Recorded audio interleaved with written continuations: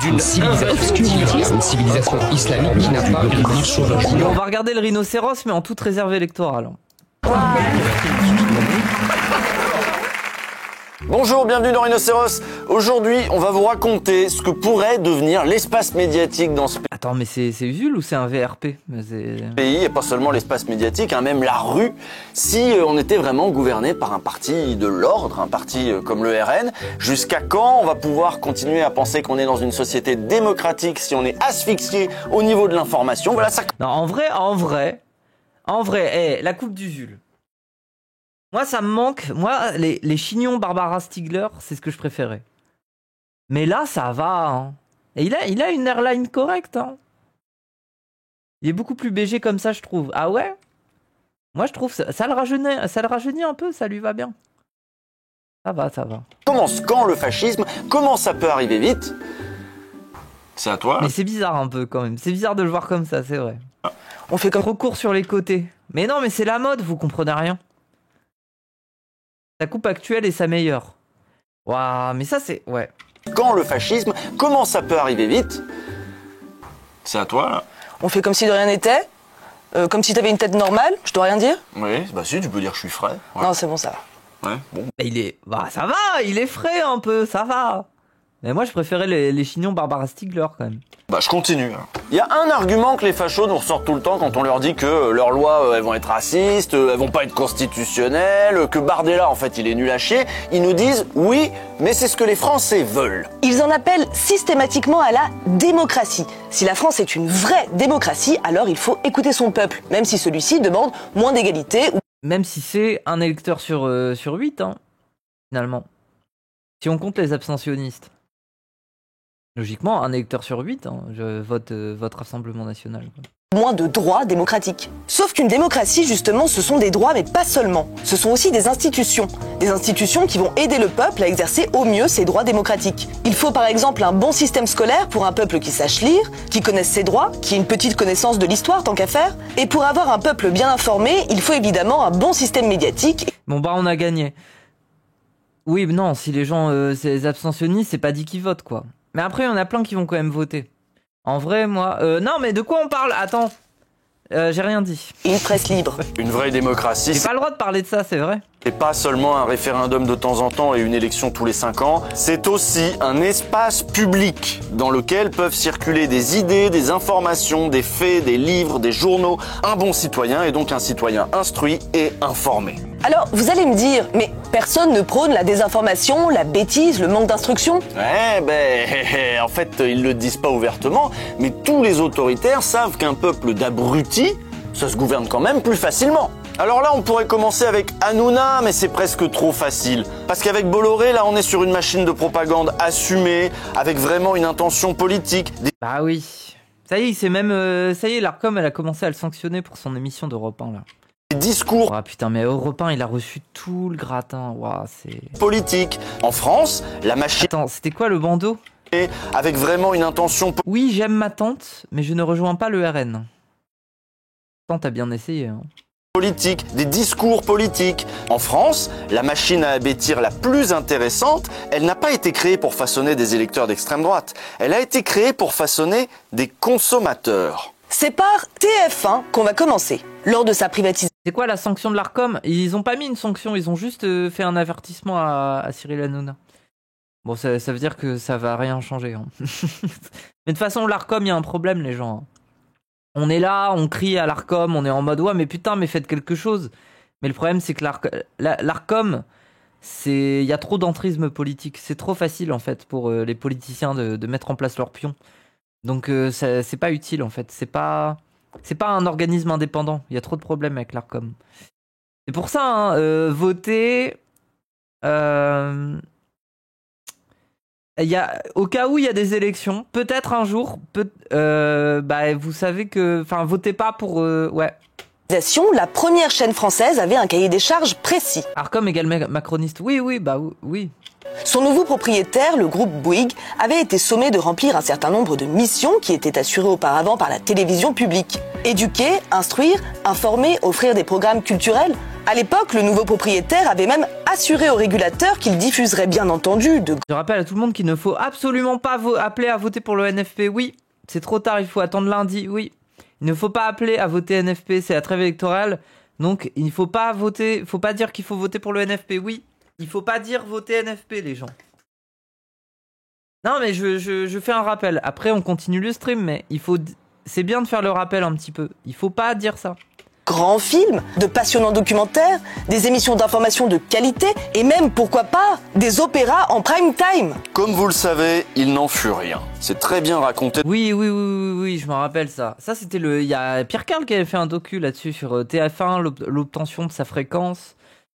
TF1 qui était censé être Arte. Hein. Je sais pas si vous êtes au courant, mais à la base, c'était le projet.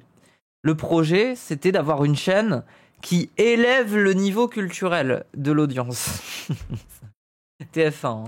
TF1 devait montrer du théâtre, des opéras. Après, ils l'ont fait, ils ont créé la télé-réalité.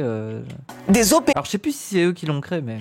En prime time. Comme vous le savez, il n'en fut rien. C'est très bien raconté dans le documentaire de Pierre Carl. Oui. Fin de concession, TF1 est devenue la chaîne privée qu'on connaît, celle des jeux télé, des séries américaines, de Koh-Lanta et du droit de savoir. Bref, celle qui vend à ses annonceurs du temps de cerveau disponible, selon le mot de Patrick Lelay. La phrase exacte qui avait été prononcée par le PDG de TF1 en 2004, c'était « Ce que nous vendons à Coca-Cola, c'est du temps de cerveau humain disponible. » Voilà. Et pour le rendre disponible, le cerveau humain, faut le ramollir. C'est à ça que servent les programmes. Putain, je me rappelle, mon père, le jour où cette phrase était sortie, mon père, il m'en a parlé plein de fois. Il était en mode, oh là là, tu te rends compte,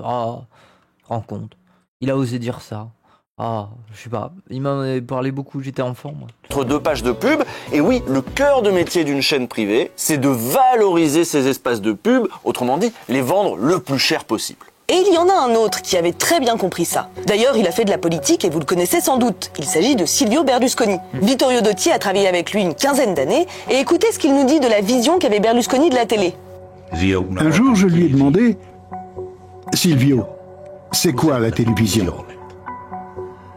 On était en pleine réunion avec tous ses collaborateurs. Il a répondu « La télévision, c'est tout ce qu'il y a autour de la publicité. » Berlusconi était un homme d'affaires avant de devenir un homme politique. Ses chaînes ont déversé quotidiennement sur les Italiens des jeux télé, des programmes idiots, de la danse, de la musique, du cul, et ça marchait. Il s'est fait énormément d'argent. Il a aussi imposé au pays un certain modèle de réussite. Un modèle de réussite par l'argent, bien sûr. On peut imposer un modèle politique sans parler de politique. Putain, moi, ça me refait penser à Succession. C'était bien quand même. C'était trop long, hein. Moi, je suis d'accord avec Arcade. C'était trop long, c'était chiant. Mais la série était bien quand même. Moi, je l'ai vue en entier, mais c'était bien. On peut faire de la politique en dépolitisant. C'est peut-être même à ça que la télé est la meilleure. Bah oui. C'est de créer une méta où les gens ont l'impression d'être apolitiques et de pas s'y intéresser, alors qu'on a déjà instigé en eux le sentiment de la normalité. Genre, qu'est-ce qui est normal ? Quelle est la norme ? Les gens ont ça en eux. C'est pour ça qu'au final, même les gens qui vous disent qu'ils sont pas apolitiques, ils sont le reflet banal de ce que la télé, de ce que le cinéma, de ce que la culture leur met aussi dans la tête, quoi. Je sais pas, moi, par exemple, le fait qu'il est normal de trouver immédiatement un travail, d'essayer de faire des études et de se mettre à bosser rapidement et des manières de concevoir la vie, quoi. Le mérite, par exemple. Le mérite, c'est une notion, sincèrement, on la retrouve même plus spécialement dans des discours politiques. Le mérite, c'est juste un truc qui est banalement contagieux. Et en même temps, moi je serais pour... la notion de mérite, je la trouve intéressante. Hein. Il faut pas la disqualifier. Et c'est pour ça que j'aime bien dire aux gauchistes, des fois, calmez-vous sur le mérite, parce que, notamment... Moi, j'ai déjà vu des contradictions. C'est quand t'as des gauchistes qui parlent de mérite et que t'as des gens qui descendent de l'immigration qui parlent de leur mérite, d'avoir réussi à quand même s'en sortir, d'avoir essayé de faire des études, d'y avoir parfois réussi, d'avoir élevé le niveau par rapport à leurs parents, ou tout du moins d'y croire. Tout du moins d'y croire au fait qu'ils sont capables par le mérite de s'élever et de prendre une place qui leur était pas destinée. Parce que leurs parents se sont saignés pour eux. Moi, quand je vois des gauchistes commencer à avoir des réflexes de « Oh, le mérite, ça n'existe pas !» Dose. Dose, parce que oui, on peut critiquer la méta du mérite. Mais le mérite personnel des gens, des fois, c'est une question d'ego profonde, c'est une question d'amour-propre. Tu peux pas juste enlever le mérite aux gens. Le mérite s'accumule et se transmet. Voilà, c'est ça, oui, voilà. Et ça, moi, je suis d'accord, c'est une réflexion méta. Mais à s'attaquer au petit mérite personnel des gens, des fois, c'est dur, quoi. Des fois, c'est sale de faire ça. Je trouve c'est... Je sais pas. En fait, il y a trop cette volonté, des fois, chez des gauchistes, de vouloir mettre à poil les gens. De vouloir les foutre à poil. Et après, les gens appellent ça la déconstruction et tout ça. Moi, je suis désolé, des fois, tu dépossèdes des gens ce qui leur fournit un minimum d'amour-propre. Donc, respectez ça, les gens. Tenez votre langue dans votre poche, des fois, face aux autres. Article du Corriere della Sera, il était écrit « Berlusconi a colonisé les cerveaux ». C'est exactement ça. Il a fait de l'Italie un autre pays. Et l'adhésion sans limite au mythe méritocrate en rend un certain nombre droitardés. Ah bah ouais, hein, ouais. Ilyes, il pourrait vous en parler de ça. Je sais que dans sa famille, c'est un peu le cas. Les parents qui se ruinent et que tu réussis pas, c'est la majorité. Oui. Il a donné à voir une image de la femme qui a durablement marqué les esprits. Les femmes qui apparaissaient sur ces chaînes de télévision privées étaient à moitié nues, vulgaires et muettes. Elles ne parlaient jamais. Elles étaient vraiment reléguées au rang d'objets sexuels et n'étaient que des éléments du décor. Ouais, c'est vraiment c'est les figurantes dans les émissions de comment il s'appelle déjà là. Entre des sardines dans cette boîte. Comment il s'appelle Patrick Sébastien. Oui, c'est vraiment ambiance Patrick Sébastien, quoi. Als Dekoration.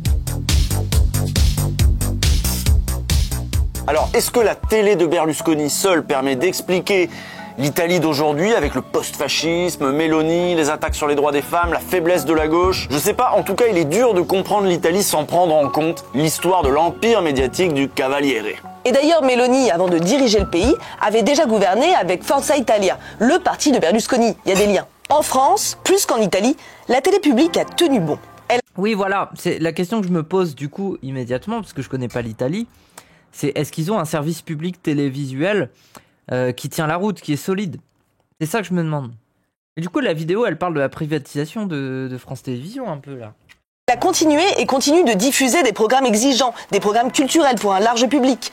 Il n'y a pas que ça sur le service public, mais il n'y a que sur le service public qu'il y a ça. Ces espaces sont précieux. Et c'est ce qu'a rappelé la semaine dernière l'historien Patrick Boucheron au micro d'Ali Badou. Il était alors opposé au philosophe réactionnaire Pierre-Henri Tavoyot qui enfilait avec décontraction les lieux communs de l'extrême droite qu'on connaît par cœur et qu'on entend partout. Et l'historien a choisi ce matin-là de prendre un peu de hauteur. Le débat n'était pas de haute volée, tant pis. Mais ce débat, quoi qu'on en pense, serait-il seulement possible sans le service public? Est-ce que le débat qu'on a tous les deux, là, est possible dans une France qui gouverne. Vous respectez une éthique de la discussion. Il est possible aujourd'hui, bien évidemment, dans un système qui garantit le pluralisme de l'opinion. On appelle ça le service public. Le programme du Rassemblement national, c'est sa privatisation. Alors peut-être que ça ne vous privera pas de parler avec des gens comme moi, mais moi je veux parler avec des gens comme vous. Et c'est pas sur CNews que je peux le faire. Bah oui, c'est vrai. Bah en fait, CNews, tu pourrais essayer de mener un débat. Mais première chose, tu n'auras pas beaucoup de temps de parole. Deuxième chose, on te coupera la parole. Et troisième chose, tu ne seras pas réinvité. Voilà. Si tu vas un peu trop loin dans le débat, c'est ce qui va se passer. Donc tu as besoin d'être un pion. C'est pour ça que moi je suis désolé. Les personnalités de gauche qu'on voit aujourd'hui sur les plateaux et qui arrivent à y rester, moi je m'en méfie comme la peste. Hein. C'est comme le mec de Regard. Le mec de Regard, là, vous voyez, là, qui est sur BFM. Et ce mec-là, il se tient à carreau, quoi. Et je me dis, alors je l'ai pas regardé tant que ça, hein, ce gars. Mais Pablo, là, ouais. À mon avis, pour réussir à rester aussi souvent dans l'émission, c'est que ce mec-là, il doit être transparent, il doit pas ouvrir sa gueule. Moi, je suis désolé, c'est un problème. C'est un problème. Qui dit créer une rupture, dit créer une rupture avec le capitalisme, dit créer une rupture avec les médias. Oui, c'est normal. Si on finit par plus être invité dans les médias, c'est parce qu'on peut pas, en fait. Pablo, il est déjà matrixé. Ah ouais? Pensez qu'il essaye de sauver ses meubles s'il y a le fascisme. En vrai, il ouvre sa gueule souvent, Pablo. Mais je sais pas, mais bref, il y a un truc de méthode. Sincèrement, si tu ouvres vraiment ta gueule sur BFM TV, on te réinvite pas. À moins d'être quelqu'un de la FI. Et dans ces cas-là, on te réinvite, mais on essaye de te faire la peau, quoi. Merci Goldie Gringo. On n'a pas le choix, il y a les élections. Des élections, attends, quoi? Bientôt, peut-être? Un jour? Des élections, ouais. Pardon. C'est pas sur Europe 1 que je peux le faire. Il ouvre sa bouche, Pablo. Bah, je sais pas. Il est très lisse. Bah voilà.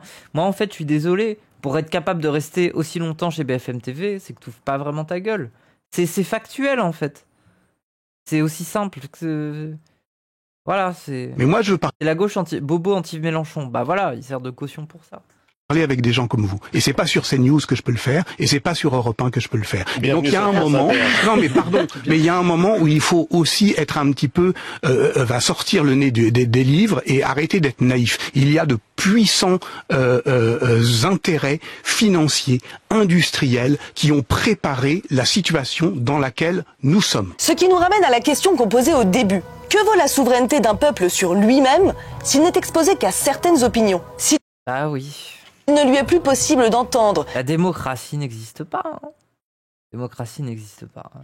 ni la voix des petits, des exploités, ni les idées critiques et les voix Je dissidentes. rappelle, la démocratie, c'est pas juste voter. Hein. C'est aussi être capable d'avoir des débats d'opinion sérieux et des gens renseignés et capables de se faire un avis. Ça n'existe pas dans notre... C'est tout, c'est finito. Si c'est privatisé, c'est encore plus finito. Tout ce qu'on va pouvoir faire, c'est essayer d'attirer les gens vers un truc un peu underground, Internet et compagnie. Mais je pense que les gens... moi, je pense que c'est... Je le dis de manière défaitiste, mais Internet, ça a un pouvoir de fou. Alors, ça produit tout et son contraire. Hein. Ça produit aussi les pires matrixés de l'extrême droite, dans les lores les plus obscurs de l'extrême droite, hein, bien sûr. Mais ça produit aussi le fait que les gens se bagarrent sur des sujets d'opinion. Je veux dire, désolé, par exemple, la question des trans dans le sport.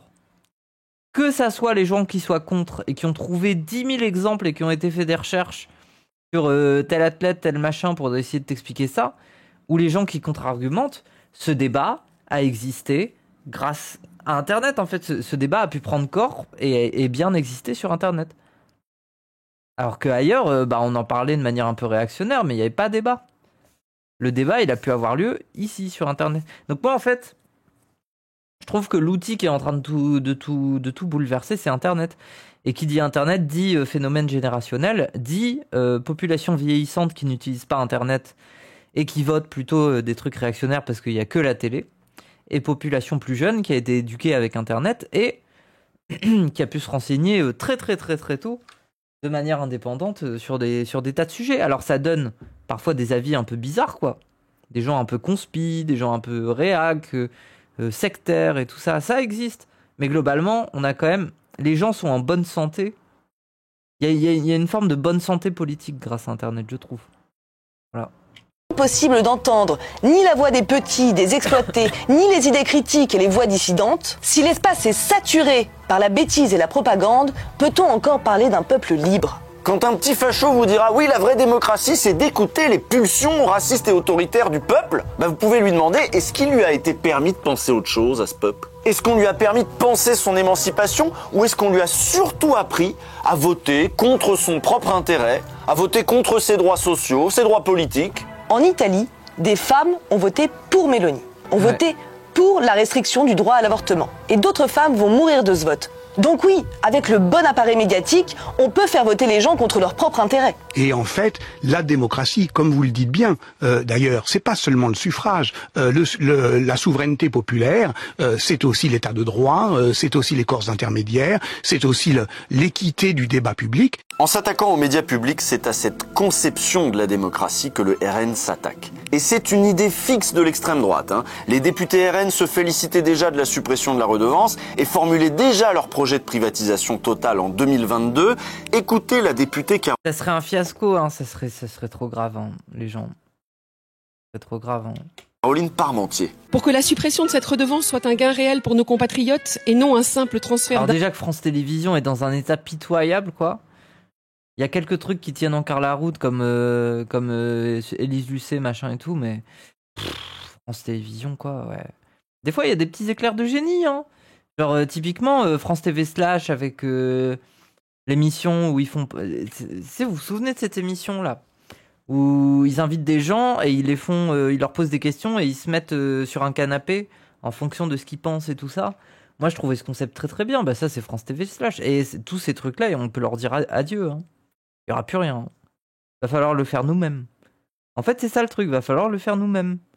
On va devoir faire ça sur Internet si ça n'existe plus. Hein. Sinon, il n'y aura plus rien.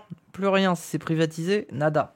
Impôts, ou pire un accroissement de notre déficit public qui est déjà excessivement élevé, nous devons aller au bout de la logique en procédant à la privatisation de France Télévisions et de Radio France. Super. Une grande démocratie comme la nôtre n'a plus besoin d'un service public. C'est très grave. Vous vous rendez compte de la phrase? Waouh. Voilà, au moins c'est clair, pour eux, qu'il n'y ait que du privé, que des chaînes commerciales, que des chaînes possédées par des milliardaires, c'est le signe que, là on est dans une démocratie mature, c'est bon. Mais ça, c'est aussi peut-être parce qu'ils n'ont pas la même conception du service public que nous. Et de la démocratie. Écoutez par exemple ce qu'en dit Bardella. Est-ce que là, moi, ce que j'entends, c'est pas la démocratie, c'est une société ultralibérale qui est en bonne santé. C'est ça. C'est une démocratie ultralibérale. Enfin, du coup, pas une démocratie en soi.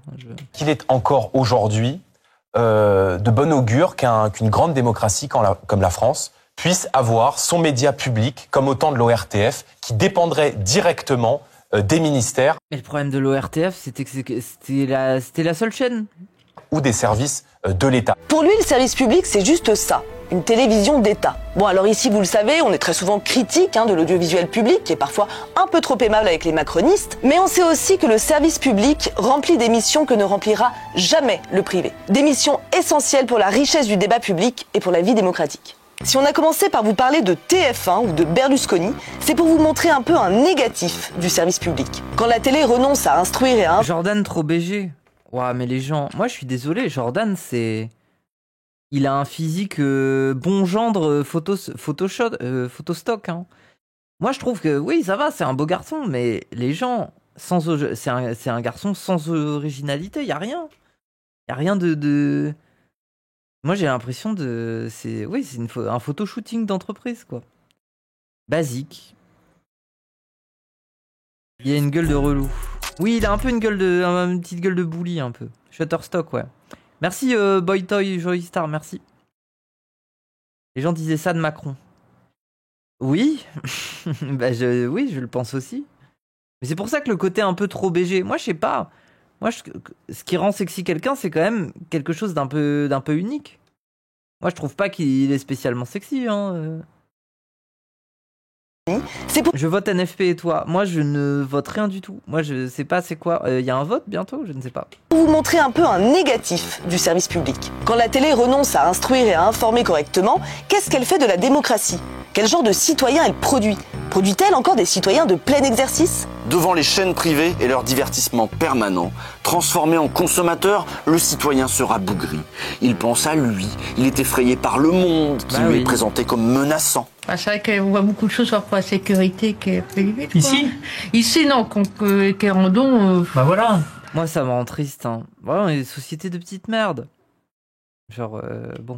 Et pourquoi alors, quelle insécurité vous voyez? Ah non, mais pas pour ce qu'on voit à la télé, quoi. Ouais, ce que vous voyez à la télé. Voilà. Je vois la télé, je suis quand même pas con. Je vois la télé, mon tas de passe, voilà. Putain, c'est vrai que là, durant cette période, alors je sais pas pourquoi, il y avait peut-être des élections, peut-être, je sais pas, je suis pas au courant. Mais dans cette période, ce qui a été fascinant quand même dans toutes les interviews quasiment qu'on a eu des gens comme ça d'extrême droite, c'est que les gens, à chaque fois, la télé, hein, c'est la télé qui revient. Oui, voilà, vraiment la période, c'est jeter votre télé à la poubelle. Au bout d'un moment, c'est ça qui vient. C'est les Mustapha, c'est tout ce que vous voulez. Il apprend à craindre les pauvres, les étrangers, et plongé lui aussi dans les eaux glacées du calcul égoïste, il envie les milliardaires dont la télé privée lui parle si bien. Si vous ne faites pas attention, les médias vous feront détester les opprimés et aimer les oppresseurs, disait Malcolm X. Alors attention, c'est bien le divertissement, ça peut même nous élever le divertissement. Mais justement, le divertissement, c'est peut-être quelque chose de trop important. Putain, rendez-nous Interville. Moi, c'est ça. Moi, je trouve Interville. Pourquoi on n'a plus des émissions populaires comme ça? Interville, c'était incroyable, avec le stade et tous les gens qui étaient en mode ouais, avec des merguez, des saucisses, et les gens qui s'embrouillent avec la vachette, là. Les métros. Pour être confiés aux seuls milliardaires. On dit vachettes maltraitées. Oh, ça va. Elles étaient maltraitées, mais toute la France était heureuse. Pas qu'il faudrait qu'il y ait que des programmes d'intello, hein. On peut faire des programmes divertissants qui soient un peu exigeants, et on peut aussi faire des programmes exigeants qui soient un peu divertissants, et même éducatifs, tu vois. Moi je suis de la génération C'est pas sorcier. Bah tiens, C'est pas sorcier, c'est pas TF1 qui a produit ça. C'est le service public. Oui, mais est-ce que tu as vu les likes de Jamie Gourmaud sur Twitter? Oui. Des trucs contre l'islamo-gauchisme. Daniela, c'est un peu divertissant, mais vous êtes hyper déversi. Moi, je vous vois sur le chat, vous êtes en mode « Ah, on a vu le gros cul de l'État en fond !» OM, MDR, Ilyes, il passe dans la pièce, il regarde la caméra. Vous êtes comme ça sur les... Oui, bon. C'est bien sûr que ça vous divertit. Contre le wokisme. Ouais, non, mais il est bon, pas ouf, d'accord. Mais on va séparer l'œuvre de l'artiste, on garde C'est pas sorcier. On ne cancelle pas C'est pas sorcier. Ok? Si on vous a déjà fait 28 épisodes de Rhinocéros. Le meilleur stream, c'est le tien, no chasing. Mais gros, mais à chaque fois, bien sûr, je vais dire chasing. À chaque fois, c'est toi qui fait le rappel. Ah, mon fait, j'adore ton stream, d'ailleurs, c'est le meilleur. C'est le meilleur, je tiens à le dire. Et d'ailleurs, il a dit sur un autre chat que Danny Caligula volait tes takes en stream. On ne cancelle pas C'est pas sorcier. Ok? Si on vous a déjà fait 28 épisodes de Rhinocéros, une émission critique des médias, c'est qu'on sait l'importance des médias dans la préparation de l'opinion. Rhinocéros, quelle émission incroyable. Hein. Vraiment, hein. Pour moi, ça a complètement éclipsé mes chers contemporains. Pas mes chers contemporains, ouvrez les guillemets. Mes chers contemporains, on va voir la suite là. Et chez qui? Chez Zawaprod. Let's go. On va voir la suite chez Zawaprod. Bref, mais oui, ça a complètement éclipsé, ouvrez les guillemets. Hein. Ouvrez les guillemets, en fait, c'était un peu Mediapart qui s'était payé une petite émission YouTube, voilà, en mode on fait des éditos, mais voilà quoi. Un peu généraux. Voilà. Mais là, Rhinocéros, c'est carré. C'est vraiment de la critique médiatique. Ça a un objectif, c'est que ça se fait toujours sur ce filtre-là. Ça s'intéresse à des émissions, à des personnalités de la télé, etc., etc. C'est précis. C'est précis et le travail de recherche, il est bien fait. Il est fourni. Genre, moi, je trouve ça trop bien. Host enculé. Pourquoi vous dites ça? J'irai pas jusqu'à dire ça. Usul va voler les takes de Moufette. Ah ouais. Mais tout le monde vole mes takes apparemment. La circulation des... Je sais pas lesquels, mais tout le monde le fait. Ce qui est en train de nous arriver politiquement, en regardant de près les grands médias et leur métamorphose, on pouvait le prévoir. On connaît le rôle des riches là-dedans. On vous a parlé de Berlusconi, mais on aurait pu vous parler de Rupert Murdoch, ce milliardaire australo-américain que le New York Times a accusé d'avoir déstabilisé la démocratie sur 3 continents différents. Il a construit une machine de guerre médiatique. Je préfère aussi largement Rhinocéros à OG, même si c'était déjà cool. Voilà, on est d'accord, merci. Considérable. En Angleterre, il y a le Sun ou le Sunday Times qui ont activement soutenu Thatcher ou le Brexit. Aux États-Unis, est-ce que Donald Trump... Putain, mais oui, mais ça me fait penser, c'était Cassandre qui parlait de ça, je crois. Ou Cassandre, ou alors c'est Raz qui en avait parlé, mais le fait très précis de voir que cet effet d'alliance gauche-molle qui a été fait pour évincer la gauche de rupture en Angleterre, elle a donné le fait qu'il n'y a que des terfs. Il n'y a que des terfs dans la gauche qui restent. Voilà, hein. C'est toujours des luttes minoritaires qui vont prendre cher si vous faites une alliance avec la gauche molle. Donc écoutez pas les Klemovic. Ils ne rendent pas compte. Ils comprennent pas ce dont ils parlent. Arrivé au pouvoir sans le travail patient et méthodique de Fox News sur l'opinion publique américaine, la constitution... Des terfs. Oui, des meufs qui aiment pas les trans. De ces énormes pôles médiatiques de droite ou d'extrême droite possédés par des milliardaires, en fait c'est un défi considérable pour toutes les démocraties. En Hongrie, il s'est passé 10 ans entre l'avènement de ce type de puissance médiatique et le retour d'Orban au pouvoir avec son parti le Fidesz, un pouvoir qu'il n'a jamais lâché depuis. Il est important de dire que les élections en Hongrie sont encore libres, même si elles sont fortement biaisé par le Fidesz. Exclusionary, radical féministe, ouais c'est ça. Mais moi je préfère l'expliquer comme ça simplement en disant juste des meufs qui aiment pas les trans parce que déjà j'aime pas qu'on leur donne le truc de féminisme radical. Qu'est-ce qu'elles ont de radical? Qu'est-ce qu'elles ont de féministe? Des fois il faut même se poser la question quand ça fait des alliances avec bon bref. Franchement, genre c'est pour ça que ça me saoule. En fait j'ai même plus envie d'expliquer le terme dans ces termes-là. Parce que c'est déjà leur donner un truc trop précieux pour elles. Ce sont pas des féministes radicales, les gens. Genre, ça a toujours été un féminisme culturel, bourgeois, blanc. Voilà quoi, c'est... bon allez, c'est à peine si elles utilisent le mot patriarcat. Hein. Le mot patriarcat qui était vraiment à la base, le mot patriarcat, c'est le déterminant du féminisme radical, hein, si vous le saviez pas. La vraie rupture, elle s'opère autour du concept de patriarcat, notamment. Et elles utilisent à peine ce terme-là, ne serait-ce que ça, alors que c'est un débat qui date des années 80-90. Hein. Genre, enfin, c'est dire à quel point c'est pas des féministes radicales, mais bon. Retour d'Orban au pouvoir avec son parti le Fidesz, un pouvoir qu'il n'a jamais lâché depuis. Il est important de dire que les élections en Hongrie sont encore libres, même si elles sont fortement biaisées par le Fidesz. Le danger, c'est que la population soutient très largement Viktor Orban. Voilà pourquoi l'indignation a été faible quand l'ancienne télévision publique a été réduite à un instrument de propagande du parti. Donc voilà, là-bas c'est simple, les grands médias c'est soit la télé d'État aux ordres, soit... Cassandre ne vit pas la transmisogynie. Si.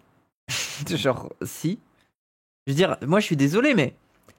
Force à vous les meufs, par exemple, si vous fétichisez un peu Cassandre et son côté sympa, doux, il parle de politique gentiment, nanana, mais c'est déjà un peu de la transmisogynie. Parce que, c'est rassurant, un petit mec trans. Ah, il a connu un peu ce qu'on a vécu. Et du coup, il est sympa, il est safe. Il est safe. Les télés des oligarques qui sont tous potes avec Orban. Je vous raconte pas la difficulté qu'ont les partis d'opposition quand il s'agit de mener une campagne électorale dans un système aussi verrouillé. Regardez déjà ici comment les membres du gouvernement sont reçus dans les médias, avec déférence, avec bienveillance. Et au contraire, les journalistes, quand ils reçoivent l'opposition de gauche, leur font toujours un procès. Et ben imaginez ça en pire, avec encore moins de temps de parole pour l'opposition. Les gens ne sont même pas conscients d'avoir subi un lavage de cerveau, parce qu'ils pensent être informés.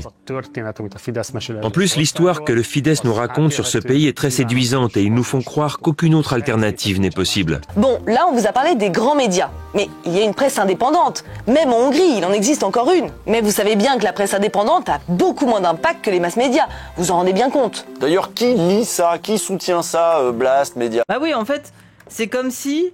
Vous, en tant que citoyen, vous habitiez dans une ville et que les seuls restaurants qui étaient ouverts, c'était des restaurants qui vendaient du caca. Et comme ça, vous arrivez dans le restaurant et vous dites « Tiens, aujourd'hui, je vais aller tester tel restaurant dans telle rue. J'ai jamais fait. » Et vous arrivez et là, on vous offre la carte et on vous dit « Alors voilà, il y a le sandwich au caca, il y a la tourte au caca, il y a le caca un peu mijoté comme ça avec des haricots. Et voilà, vous choisissez ce que vous voulez. » Et là, vous vous dites « Moi, je suis un original.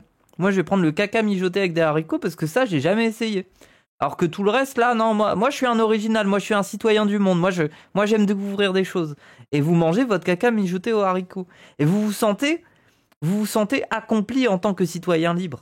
Parce que parmi tous les restaurants, vous avez choisi celui-ci pour aller le découvrir. Et parmi tout ce qu'il y avait dans la carte, vous avez pris le truc qui vous paraissait un peu nouveau et original.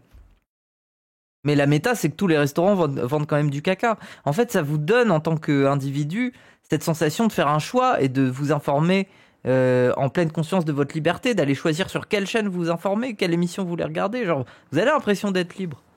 Oui, voilà, l'illusion du choix, quoi. Que les masses médias, vous en rendez bien compte. D'ailleurs, qui lit ça? Qui soutient ça? Blast, Mediapart, Le Média, Les Jours et j'en passe et des meilleurs. Bon, bah, c'est des gens... Ça y est, ça parle de caca. Oui, pardon. Qui ont le temps, qui ont les moyens, qui ont un intérêt pour la vie politique. Bon, c'est qui ça? Oui, pardon, je remets en arrière, attendez. Presse indépendante. Même en Hongrie, il en existe encore une. Mais vous savez bien que la presse indépendante a beaucoup moins d'impact que les masses médias. Vous en rendez bien compte. D'ailleurs, qui lit ça? Qui soutient ça? Blast, Mediapart, Le Média, Les Jours et j'en passe et des meilleurs. Bon, bah, c'est des gens qui ont le temps, qui ont les moyens, qui ont un intérêt pour la vie politique. Bon, c'est qui ça? Les profs? C'est nous.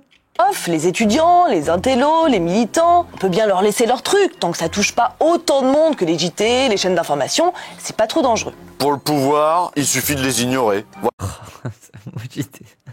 Pardon. Mais à chaque fois que je vois Brigitte, bref. Voilà, on leur donne pas l'heure. En fait, je comprends pas ce qu'elle fait avec ses cheveux.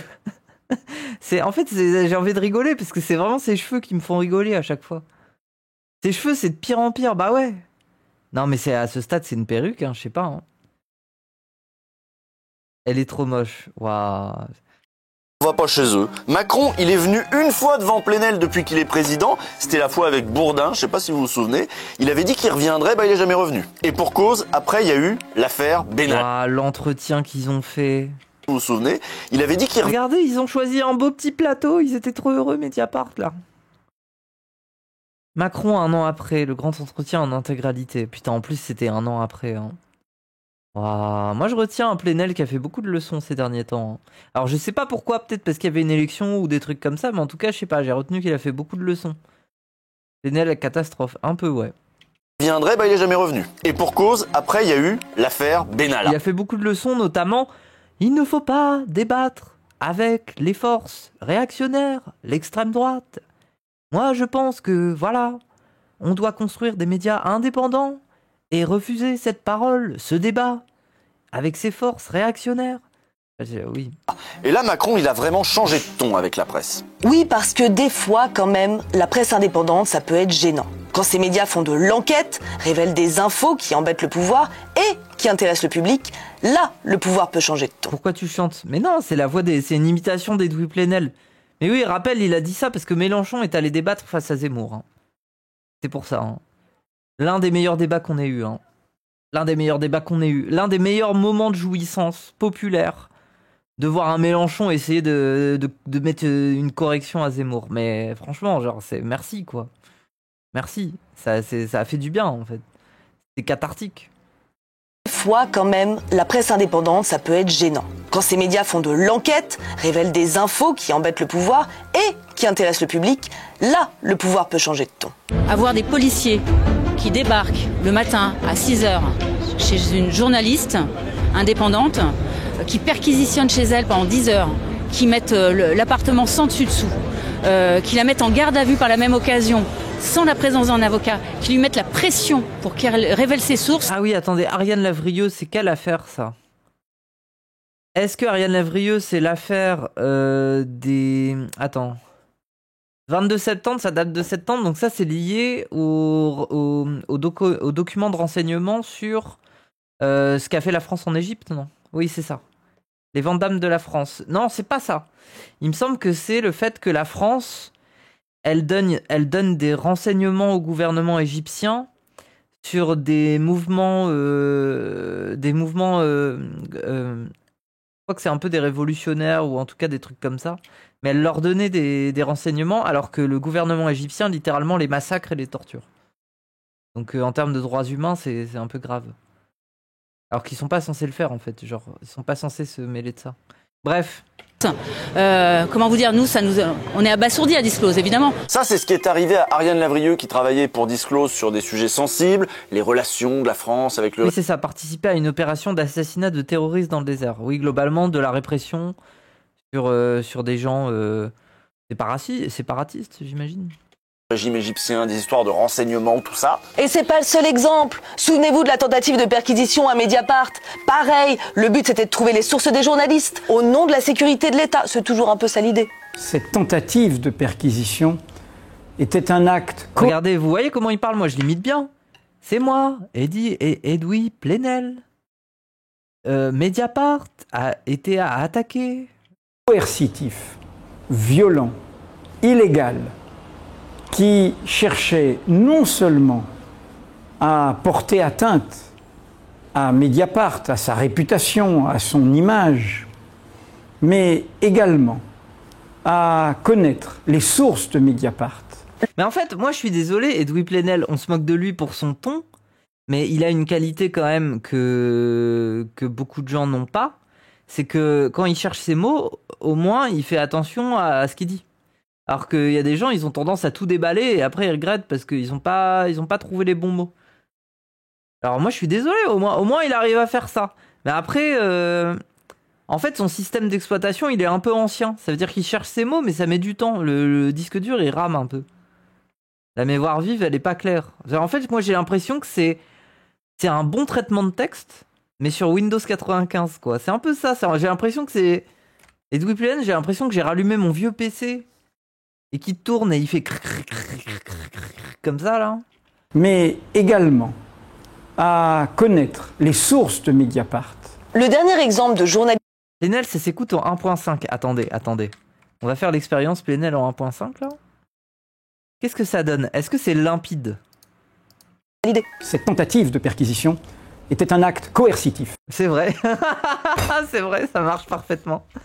Violent, illégal, qui cherchait non seulement à porter atteinte à Mediapart, à sa réputation, à son image, mais également à connaître les sources de Mediapart. Mais oui, c'est clair, c'est limpide, enfin c'est normal. Là, il parle normalement. C'est une dinguerie, hein. Merci l'arabe du futur. Oh, merci, yes. Merci beaucoup. Merci mon ami. Merci pour le raid. Les gens, on était en train de regarder Rhinocéros. Et regardez, je vous le remets pour vous. Edoui Plenel en 1.5, c'est vraiment genre, le mec parle normalement. C'est pas Windows 95. D'un coup, on est sur un PC normal qui tourne rapidement. L'État, c'est toujours un peu ça l'idée. Cette tentative de perquisition était un acte coercitif, violent, illégal, qui cherchait... Voilà, et là, maintenant, on remet en normal. Et là c'est Windows 95, là. Et non seulement à porter atteinte à Mediapart, à sa réputation, à son image, mais également... C'est long, hein, bordel. à connaître les sources de Mediapart. Le dernier exemple de journaliste... Ilyes, il a montré ses couilles au chat. Quoi? Ilyes? Mais pourquoi t'as montré tes couilles en live? Tu viens de signer un CDI. Pourquoi tu fais ça? Il est fou, ces grosses burnes. Waouh. Intimidé de la sorte, c'était il y a quelques jours. Attends, quoi? J'ai envie de voir ça. Il a montré ses couilles.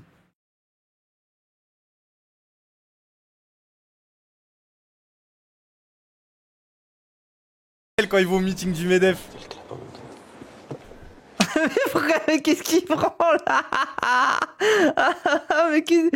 Attendez. Mais gros, mais il est fou.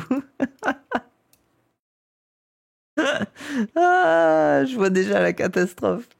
J'ai vraiment pas fait exprès. Let's go. Oh, je me rappelle quand il va au meeting du MEDEF. Là, nous nous rendions à la réunion annuelle des grands patrons français où nous souhaitions coincer Jean-Pierre Elkabbach, qui était un habitué des lieux. Là Mais oui. Ah, wesh. Ah, mais je sais pas, ça lui prend comme ça d'un coup.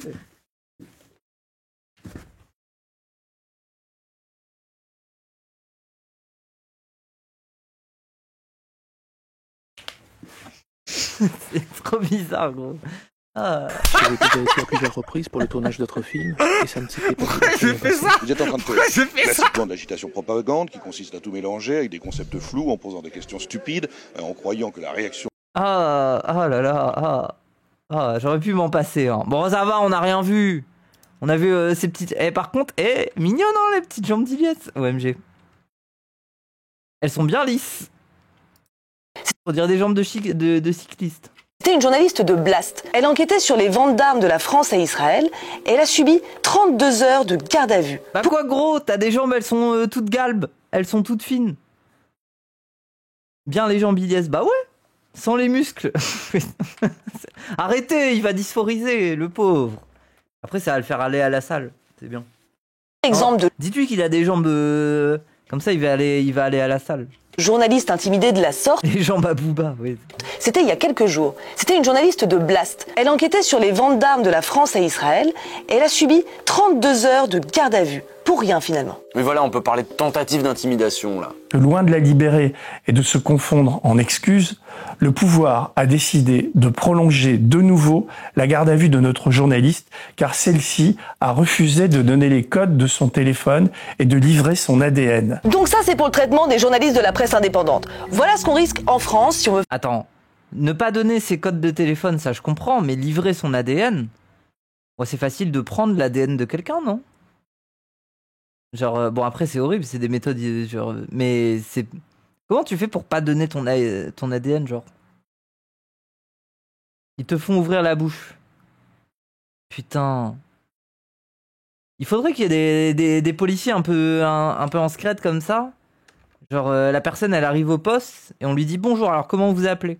Et la personne elle fait bon bah... Et là tout de suite le mec il fait hop comme ça, avec un coton-tige, il fait ah je l'ai, j'ai l'ADN, ça y est. Dès que la personne ouvre la bouche, minute, un pouf, comme ça. Voilà, ça c'est des méthodes. Consentement essentiel. Putain, c'est vrai qu'il faut consentir pour avoir des choses dans la bouche, c'est vrai. Faire autre chose que de l'infodivertissement, des commentaires politiques à la con ou des sujets sur les départs en vacances. Je sais pas si vous vous rendez compte de ce que c'est quand même le truc là, les 32 heures de garde à vue. C'est-à-dire tu parles à des flics, ils sont suspicieux, ils fouillent ta vie, peuvent te parler mal aussi, et pendant ce temps-là, ils sont en train de tout retourner chez toi, tout fouiller, ta vie privée, tout, et t'es relâché au bout de 32 heures. Ça calme. Et si ça vous calme pas vous, ça calmera peut-être vos collègues. Merci Raiko pour les 100 bits. Qui auront bien vu ce qui vous est arrivé. Et il y a une autre menace qui plane sur les médias indépendants. C'est celle des procès. Des procès en diffamation, en apologie de je ne sais quoi. Bref, des procès bâillons. Et il n'y a pas que l'État qui n'aime pas les journalistes. Il y a aussi les grandes entreprises. On en a déjà parlé dans Rhinocéros. On vous renvoie d'ailleurs au premier tous les Lise Lucet là, on l'a bien compris. épisode de Rhinocéros. On y parlait de procès intentés et perdus par Bolloré contre Complément d'enquête, une émission de France 2. Oui. C'est déjà inquiétant, sauf que... Putain, c'est vrai. C'est incroyable, hein. Il y a une méta, je me sens si vieille déjà. 1er octobre, c'était la méta où on parlait que de Bolloré. Ah, Louis Boyard, ah là là. Je me rappelle. France 2, ils ont de la trésorerie, des avocats, ils peuvent tenir le coup. Mais une petite rédaction comme celle de Blast, si ça tourne mal, on peut couler en fait. En Hongrie... C'est vrai qu'ils sont pas nombreux, hein, la rédaction. Ouais, il y a Mathias, il y a Thierry Machin, Florence Gaillard, je connais pas les gens, moi. Paloma, je vois qui c'est, Denis Robert, Salomé Saké... Oui, moi j'en connais 4 ou 5, c'est tout, quoi. Une petite rédaction comme celle de Blast, si ça tourne mal, on peut... Mais bon, Mathias Enthoven, par contre, j'en entends parler tous les jours. Hein. Dès que je parle à Vieuxman, il est en mode « Ah, j'étais avec Mathias Enthoven. » Pourquoi je l'imite comme ça? J'étais avec Mathias Enthoven, nous buvions un café. Voilà, c'était très sympa. Mais en fait. En Hongrie, c'est aussi comme ça que le régime a calmé la presse indépendante. Des procès, des perquises, des rachats, des intimidations, des amendes, des redressements fiscaux soudains. Il reste quelques survivants face à Orban, mais beaucoup ont jeté l'éponge. Et en France aussi, des journalistes ont déjà... Oui, j'avoue, c'était plus mis apathie. Déjà jeté l'éponge. Imaginez sous un gouvernement d'extrême droite. Jusqu'où ça peut aller, ça? Sans le service public, on l'a dit, plus que des chaînes commerciales. Sur chaque radio, sur chaque chaîne de télé, les mêmes sujets, les mêmes obsessions. La télévision ne nous dit pas quoi penser, par contre, elle nous dit à quoi penser. Et tout le paysage médiatique va s'aligner sur la ligne éditoriale de Bolloré. Vous pensez que TF1 ou BFM allaient essayer de se démarquer, voire jouer la carte de l'impertinence? C'est oublier un peu vite que le groupe Bouygues vit de la commande publique, ou que le groupe CMA-CGM ne va pas renoncer facilement aux avantages fiscaux offerts sous Macron. Ils vont s'aligner. Inutile de contraindre quand il suffit de libérer le marché, casser quelques règles. Tenez, par exemple, toujours à la télé, les spots politiques payés par les partis sont interdits hors période électorale. C'est une règle qui pourrait disparaître. L'affichage public, lui aussi, est réglementé strictement. Impossible de placarder d'immenses affiches anti-migrants dans le métro ou dans la rue. Tout ça pourrait changer. D'ailleurs, à la télé, comme dans la rue, le gouvernement peut publier des communications officielles. Et comment pensez-vous que le RN utilisera ça au pouvoir? Ouais. Voilà l'une de ces fameuses affiches. Tu feras l'exégèse de Vieuxman. Bon, il l'a fait déjà bien tout seul. Hein. Non, par contre, je pense que... Là, il va sortir son prochain épisode, là. Je pense que... On va l'inviter. Je pense que je vais le réinviter sur ma chaîne. Histoire de faire une petite clôture de sa saison, quoi.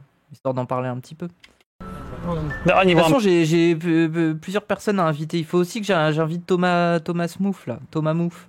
Le mec qui fait Everywood. J'ai dit que je l'inviterai, mais je pense j'attends d'être à Paris. Parce que comme ça, je peux essayer de voir avec lui s'il n'y a pas un moment où il passe à Paris et faire un truc en physique. Ce serait plus cool. On en verra d'autres. Le Matt Fit Moufette, ça va être incroyable. Wow, ça va. Maintenant, vous connaissez. Dans cette ville, il est impossible de passer à côté. Malheureusement. Les maisons de la presse maintenant. Aujourd'hui, elles sont tenues de proposer une offre large et pluraliste à leurs clients. Là aussi, il suffirait de déréguler, laisser les kiosquiers libres de proposer la presse qu'ils veulent. D'ailleurs, ça tombe bien, les relais dans les gares, là, vous connaissez? Eh ben, c'était à Lagardère. À présent, c'est sous le contrôle de Bolloré. Et ce sera parfait pour vendre les livres publiés par les maisons d'édition de Bolloré. Pourquoi tout prendre en main? Oui, c'est quoi que Bolloré, il est en train de vouloir racheter, là? C'est les éditions comment, déjà? C'est Gallimard, c'est ça, non? C'est Gallimard qui veut racheter Bolloré. Ah ouais. Oui, c'est Ultra Badant, bah oui. Tout verrouiller quand on peut se contenter de laisser faire le marché. Pourquoi un gouvernement RN prendrait-il la peine de contrôler nos vies quand il suffit de livrer nos vies aux milliardaires et à leurs entreprises? Les éditions Soleil. Wow, plus personne s'intéresse aux éditions de Soleil. Hein. Depuis qu'ils ont essayé de recycler l'Enfeust 38 fois, là, plus personne s'intéresse à ça. Hein. Ça intéresse personne, non. C'est fait, je crois, pour Gallimard. Ah ouais. Il a déjà Hachette pour les manuels scolaires. Ouais. Peine de contrôler nos vies quand il suffit de livrer nos vies aux milliardaires et à leurs entreprises. Pourquoi envoyer les enfants au SNU ou autres jeunesses lepénistes quand on peut les envoyer apprendre la vie dans les entreprises le plus tôt possible? Dans une large mesure, ce monde d'ordre et de marché est déjà là. Il y a juste quelques petits verrous à lever pour qu'il advienne pour de bon. Bah ouais, en fait, avec ce genre de logique, on va de plus en plus vers une société avec des grands papas capitalistes qui chérissent cette population, alors qui ne comptent pas partager tant de richesses que ça, mais en tout cas, qui vont chercher majoritairement cette richesse dans des exploitations à l'étranger, et qui, quand ils reviennent chez nous, organisent une vie politique au métronome de leurs propres idées, mais nous permettent de vivre un peu mieux qu'ailleurs, quoi. C'est un peu ça, quoi. Vraiment, c'est les grands papas de la République, hein. C'est mafieux, en fait. C'est très mafieux, je sais pas. Facile de voir comment on rentre dans ce monde-là, mais beaucoup plus dur de voir comment on en sort. Retour vers le 19e. Hein. Ah ouais, hein. Ça va se mettre à tirer sur les syndicalistes. Hein. Donc voilà, ça peut ressembler à ça, une société. C'est cyberpunk. Bah oui. Un cyberpunk fasciste. Gouverné par l'extrême droite. À partir de quand on peut commencer à parler de fascisme? Je sais pas. À partir de quand on peut arrêter de parler de démocratie? À vous de voir. Enfin voilà, qu'est-ce qu'on peut faire là? Bah déjà, faut aller voter. Oui, bah oui. Front populaire. Évidemment. Non, non. Évidemment. Non, je sais pas. Il y a des élections? Ah, je suis pas au courant. En attendant, abonnez-vous à Plast et soutenez-nous si vous le pouvez. Mais oui, voilà. Allez, haut les cœurs. Comment ça, non, bizarre? Mais Ilyes, on n'a pas le droit. Elle a dit vive le RN. Non, moi j'ai dit, j'étais même pas au courant qu'il y avait une élection. De quoi vous parlez? Je comprends pas. J'ai rien dit, moi.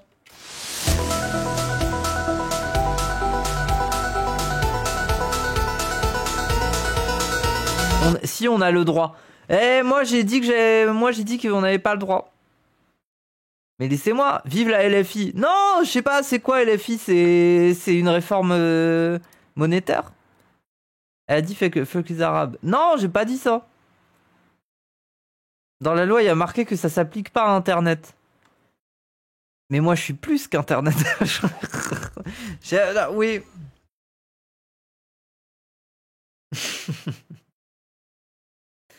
Ah, moi je veux finir à la télé, moi. Moi je vous ai fait ça, là, je vous ai dit, c'est pas bien la privatisation. Mon cul. Moi, mon but dans la vie, c'est, sous le fascisme, devenir présentatrice. Imaginez, je suis présentatrice sous le fascisme. C'est trop bien, genre je recevrais des fachos et je leur dirais, alors, bonjour monsieur, comment ça va? Il paraît que vous avez une femme et 3 chiens, vous êtes heureux?